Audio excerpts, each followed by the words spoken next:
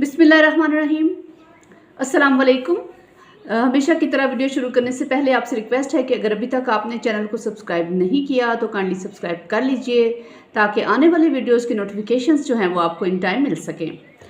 आज हम मुख्तसरन हिबा और वसीयत की डेफिनेशंस को जानने की कोशिश करेंगे ट्रांसफ़र ऑफ प्रॉपर्टी एक्ट के तहत। सबसे पहले हम बात करते हैं हिबा यानी गिफ्ट की। ट्रांसफ़र ऑफ प्रॉपर्टी एक्ट की सेक्शन 122 में गिफ्ट यानी हिबा की तारीफ यूँ की गई है कि हिबा मनकूला या गैर मनकूला जायदाद जो मौजूद हो,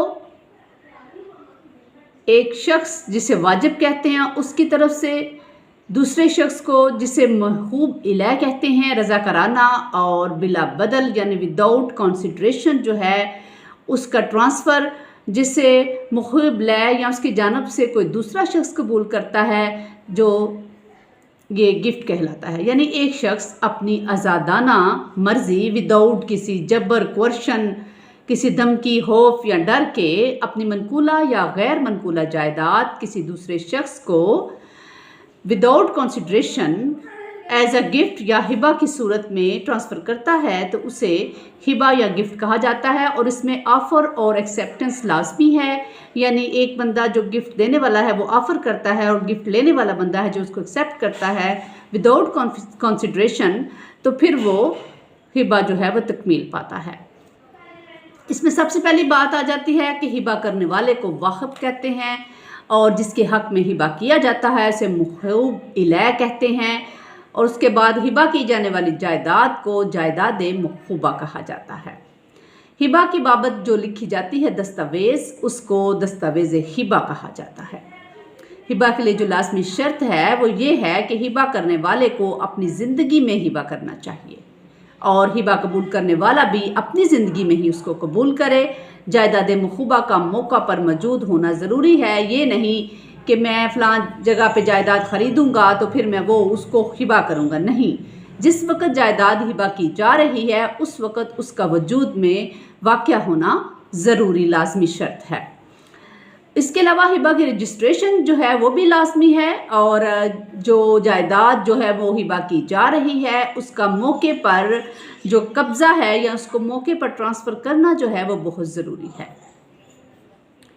इसके बाद एक सवाल ये भी पैदा होता है कि how a gift is revoked, यानी हिबा मनसूख कैसे किया जा सकता है।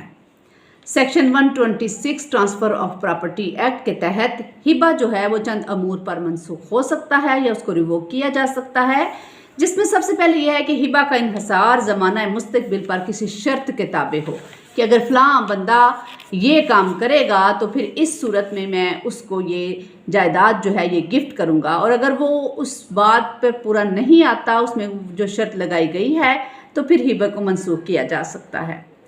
दूसरी बात ये, जबकि दस्तावेज़ हिबा जो हैं उसमें इस बात की सराहत कर दी गई हो कि हिबा जुज़वी तौर पर मनसूख हो सकता है, यानी जो तहरीर लिखी गई है, जो दस्तावेज़ लिखी गई है हिबा के लिए, उसमें अगर ये शिक रखी गई है कि हिबे का एक हिस्सा या एक से ज़्यादा हिस्सा जुज़वी तौर पर मनसूख हो सकता है तो फिर उसको मनसूख किया जा सकता है।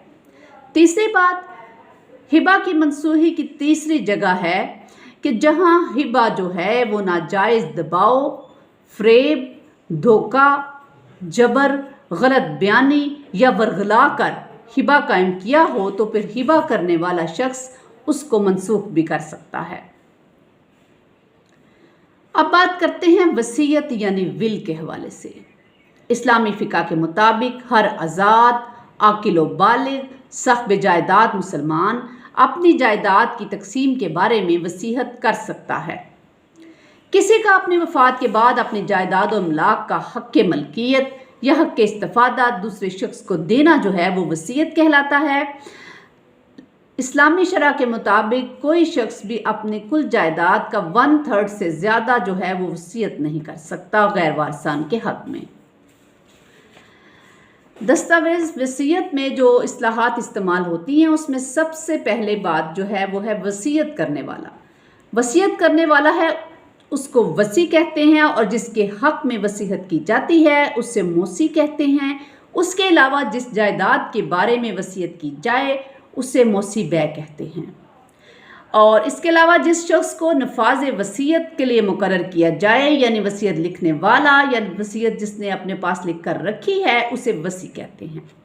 اور جس کاغذ یا اسٹامپ پیپر پر وصیت تحریر ہو، اس سے وصیت نامہ کہا جاتا ہے۔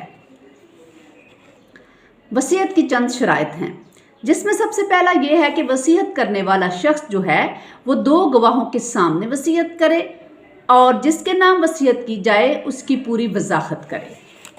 اس کے علاوہ جائیداد جس کے لیے وصیت کی جا رہی ہو وہ بار کفالت سے آزاد ہو، یعنی وہ اس شخص کے زیر کفالت نہ ہو۔ اسی طرح سے جو وصیت کرنے والا شخص ہے وہ وصیت کرتے وقت بقائمی ہوش و خواص میں ہو، اور جس کے حق میں وصیت کی جائے وہ زندہ ہو۔ البتہ ایک ایکسیپشن یہ ہے کہ ماں کے پیٹ میں بچہ جو تاریخ وصیت سے 6 ماہ کے اندر پیدا ہو جائے یا ہونے والا ہو تو اسے وصیت کی جا سکتی ہے۔ اسی طرح سے اسلامی قانون کے مطابق وصیت کرتے وقت جو گواہان مقرر کیے جاتے ہیں ان کے بارے میں سختی سے تاکید ہے کہ وہ وصیت کو مت چھپائیں اور جس طرح وصیت لکھی گئی ہے اسی طرح اس کے بارے میں بتائیں۔